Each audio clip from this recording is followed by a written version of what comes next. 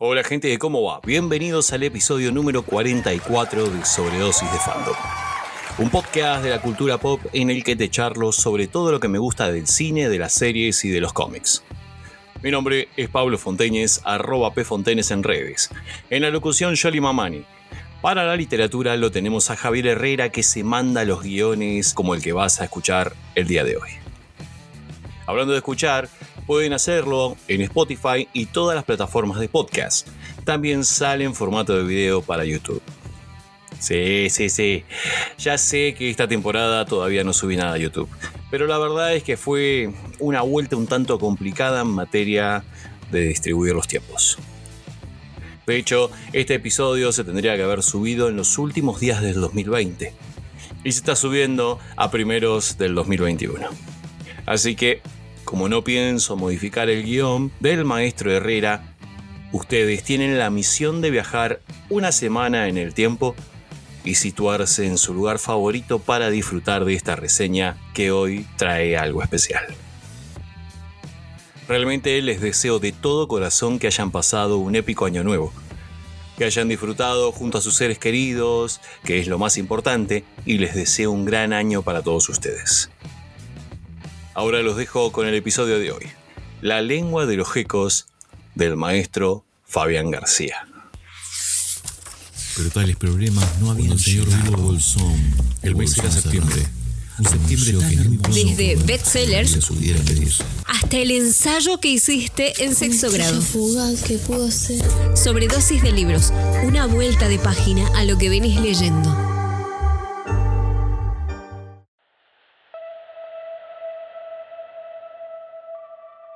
Mientras suenan las últimas campanas de este año, nos acercamos más hacia la salida de este laberinto borgiano llamado 2020. En cada campanazo, incertidumbres del porvenir nos abordan, pero también esperanzas.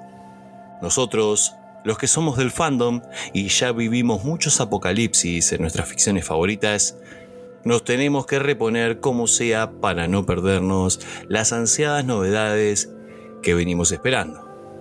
Lograrlo sin perder la cordura será toda una odisea. La pandemia nos golpeó tan fuerte como un uppercut de Luke Cage. Sin embargo, seguimos de pie en este podcast. En un contexto pandémico en el que la naturaleza se nos vuelve hostil, tras tanta desidia de nuestra parte, les presentamos La lengua de los gecos, de Fabián García. Cuando le preguntamos sobre sus motivaciones a la hora de escribir, el autor nos habló de la magia que sentía al leer, de las sensaciones a la hora de expresarse en papel. Todo aquello que está en su mente le quema por dentro como una hoguera recién encendida, hasta no verlo plasmado en una hoja. Pero al mismo tiempo, necesita saber el final de su historia. Reconoce haber dejado abandonados escritos por no tener desde el principio su conclusión final.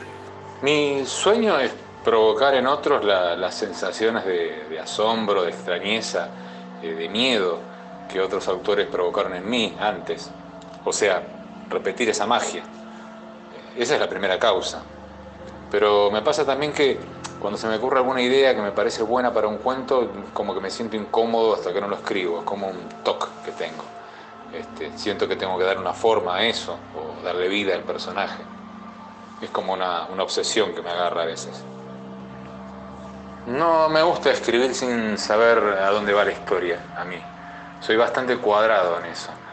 Necesito saber cómo va a terminar la cosa, porque conocer el final me hace el camino más divertido. O sea, me permite ir agregando, sugerencias, pistas de lo que va a pasar, ¿no? Y ir armando, ir llevando, agrupando las cosas para que cuadren al final. Esa es la gracia. Además, si escribo sin plan me disperso mucho. En general, cuando me puse a escribir algo así sin haberlo planeado, lo dejé por la mitad, no lo terminé. A mí no me sirve, a otros por ahí sí. El autor nos trae una gran dosis de historias donde el extraño, el terror y el humor corrosivo funcionan de marco perfecto para una lectura atrapante, sólida y muy dinámica. En cada párrafo, García nos deja ver a través de la cerradura de su propio Aleph mundos que podrían ser el nuestro. Temas como la soledad, la infelicidad y la alineación se atraviesan en cada relato. A la hora de componer una obra, a veces solo veo una escena de lo que puede llegar a ser su lugar más tenebroso. Como la mesa de 3 patas de Allende, la computadora o el mismo celular de García guarda migas de pan que lo llevarán a lo desconocido. A mí me aparecen ideas en la cabeza, de golpe, o a veces imágenes nada más, escenas, y las registro en un archivo, a veces en el celular incluso. Después, cuando me siento a escribir, trato de ver cuáles pueden transformarse en un cuento, ¿no? Cuáles podés insertar en una buena trama, porque ojo que no toda buena imagen te lleva a un cuento. A veces después de pensarlas un rato, de darles vuelta, descubrís que no llevan a nada, no sirven. Digo, hay que hacer una selección ahí.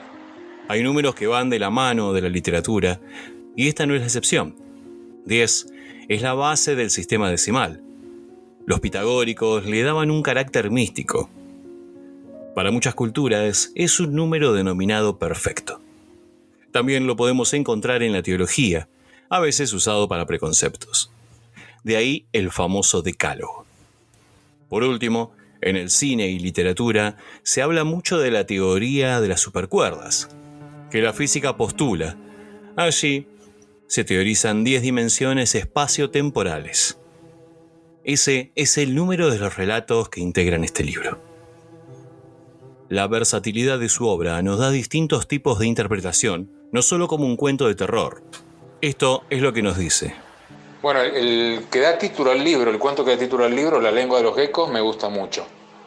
Porque creo yo que tiene más de un nivel de lectura. Es un cuento que aborda el terror, pero también el tema de la soledad, de la vejez, de la tristeza, más que nada. Clara, que es la protagonista, me parece muy querible. Y el coprotagonista que inventé para ese cuento me gustó tanto, Juan Svensson, que después lo puse de protagonista en otro, en el último cuento. Y es más, creo que en el futuro lo voy a hacer aparecer de nuevo en algún lado. Creo que lo voy a seguir usando. Y me gusta mucho Profundo también, que es un homenaje al gran Lovecraft, a través de la historia de un adolescente que vive aislado junto a su madre y un día descubre que es mucho más raro de lo que ella creía. Ese me gusta mucho también. Así como Stephen King reutilizó su personaje de Holly Gibney en El Visitante, después de que había estado en la trilogía de Bill Hodges, el maestro Fabián García menciona su deseo de ampliar su universo y presentarnos a Juan Svensson en otras de sus obras. Para mí, La lengua de los geckos no es solo un libro de terror, tampoco es un bestiario, ya que lo central en esta cosmogonía es la especie humana que, mientras trata de sobrevivir a su realidad, irrumpe a su vida toda clase de elementos externos que él no controla, muchos de ellos del desorden sobrenatural. En cada historia veremos cómo reacciona a estas interacciones. Si ya llegaste hasta acá, no te vayas. Seguí escuchando que todavía hay más.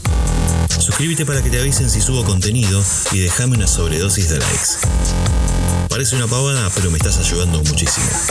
¡Adelante con todo! ¿Qué consejo le darías a los que quieren tomarse la escritura como algo serio y no solo como un hobby? En Argentina es imposible, salvo para 3 o 4 excepciones, gente muy premiada, bastante mediática y muy bien relacionada, vivir de la literatura, o sea, vivir de la venta de los libros, ¿no? Que te las puedes arreglar con talleres literarios, por ejemplo, ya es otra cosa. Digo, vivir de los libros. Así que casi siempre va a ser una actividad vocacional, algo que uno hace en sus ratos libres porque lo disfruta. Eso no implica que no haya que tomárselo en serio cuando escribís, en especial si tus temas son oscuros, ¿no? Están relacionados con el terror. Lo que haces es sacar la locura de tu cabeza, las pesadillas, y tratar de darles una forma lo más linda posible. Es difícil hacer eso y hay que tomárselo en serio. Pienso yo, no hay que escribir así como así. Hay que revisar lo que se escribe, además, corregir mucho. Es importantísimo corregir mucho y leer mucho también. Escribir sin leer no sirve. Yo he sabido de gente que quiere escribir pero no lo lee, me parece rarísimo eso. ¿Cómo ves el futuro de la literatura? y cómo ves el futuro de las personas ante la literatura. A mediano plazo no lo veo para nada bien. El ambiente literario está casi copado por gente obsesionada por cuestiones que tienen poco que ver con la literatura en sí, ¿no? Como ser imposturas políticas que en general me parecen hipócritas. Me consta que varios de los que se suman no creen en esas cosas, lo hacen para no ser rechazados, para no quedarse afuera de la manada, me consta. Y por otro lado, la adhesión a modas absurdas, como la de hablar con la E, por ejemplo. Te puedo mencionar el fetichismo del realismo también, ¿no? El desprecio por la fantasía. Pero lo que te mencioné antes, me parece que también caló muy fuerte entre muchos de los que escriben ciencia ficción o incluso terror. Así que el panorama no se me hace interesante por ahora. Es muy endogámico el ambiente, aparte, mucho amiguismo. No sé qué pueda pasar a largo plazo. No sé tampoco qué pueda pasar con los lectores a futuro. Hoy ya son muy pocos, mañana serán menos, supongo. Y es probable que estén tan preformados, tan condicionados por lo audiovisual que pretendan que un libro les dé lo que les da una película, y eso no es posible, son dos cosas diferentes, dos experiencias totalmente distintas. Así como nos mencionó el autor, la lectura es muy importante, seas o no escritor. Por eso nos recomienda estos 3 autores argentinos. Y si bien en materia de cine no está pasando por una etapa cinéfila, nos recomienda el siguiente director. Dentro de lo fantástico y el horror, recomiendo las obras de Pablo Martínez Burquet, César Novek, o Novek, nunca supe cómo era, y Emanuel Rosso. La de Burquet se basa en la ciencia ficción, la de Novek tiene toques de humor negro y góticos, y Rosso cruza el horror con lo policial e incluso con lo costumbrista. Los 3 son bastante distintos, pero los 3 son interesantes también. No veo mucho cine últimamente, era muy cinéfilo en una época, pero como que se me pasó. Pero sí recomiendo cualquier cosa de Brandon Cronenberg. Es un director joven, es el hijo de David Cronenberg, el de La Mosca. Creo que tiene tanto o más talento que el que tiene el padre. Tiene mucho del mismo universo, ¿no? El horror corporal, las mutaciones, las enfermedades, pero le agrega un toque distópico que a mí me hace acordar a Philip Dick. O sea, cualquier cosa de él que encuentren, y en internet hay sueltas varias cosas, se las recomiendo. Si hiciéramos un paralelo entre los textos de Fabián García y las películas del género, estaríamos más cerca de aquellos films de la década de los 50, como Tarántula del director Jack Arnold, que de It o El Exorcista. También estaríamos cerca de otras en donde se mezclan el terror y el humor negro. Sí, acertaste. Esas pelis de clase B que veíamos en canales como ISAT. También se nos cruza por la cabeza la noventosa Aracnofobia o Los pájaros de Alfred Hitchcock. El cuento, El riesgo empresario, bien podría ser una peli de clase B. Contiene esa dualidad de terror e ironía aguda contra el consumismo y los cánones de belleza versus salud. Este libro se podría dividir en varias secciones. Están lo que algunos llaman fantástico biológico o terror biológico.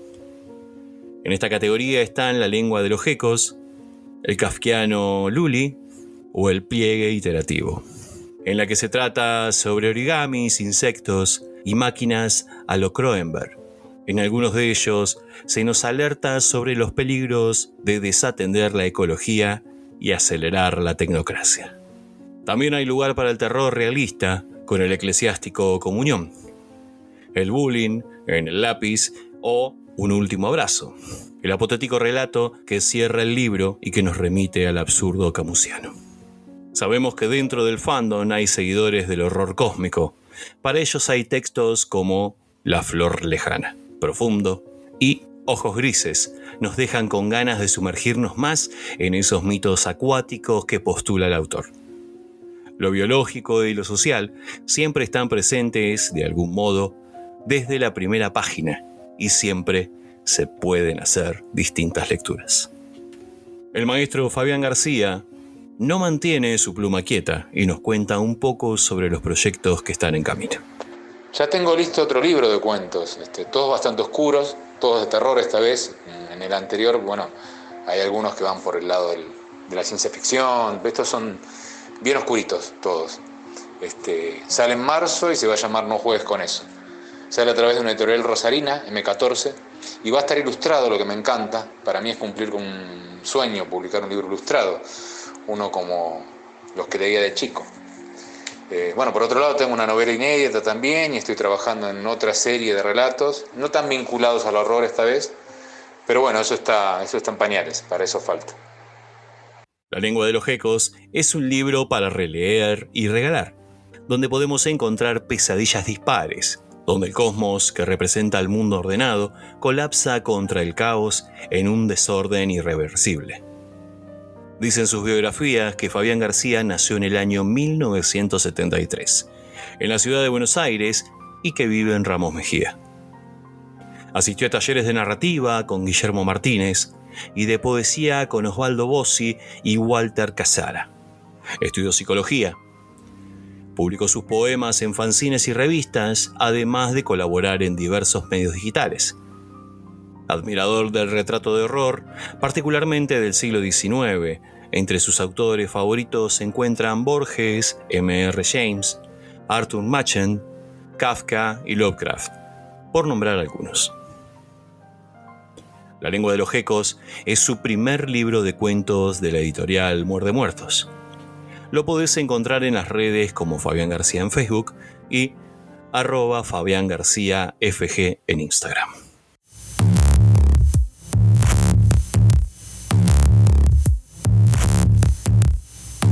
Según Wikipedia, friki es un término coloquial para referirse a una persona cuyas aficiones, comportamiento o vestuario son inusuales.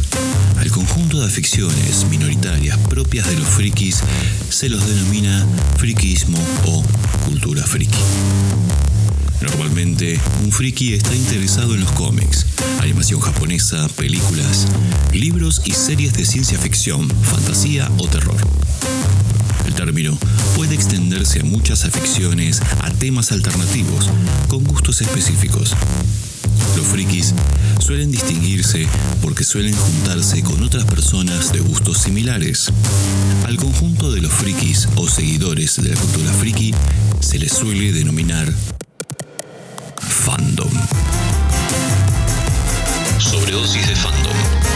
Un podcast donde hablamos de lo que te interesa y no lo que te quieren imponer.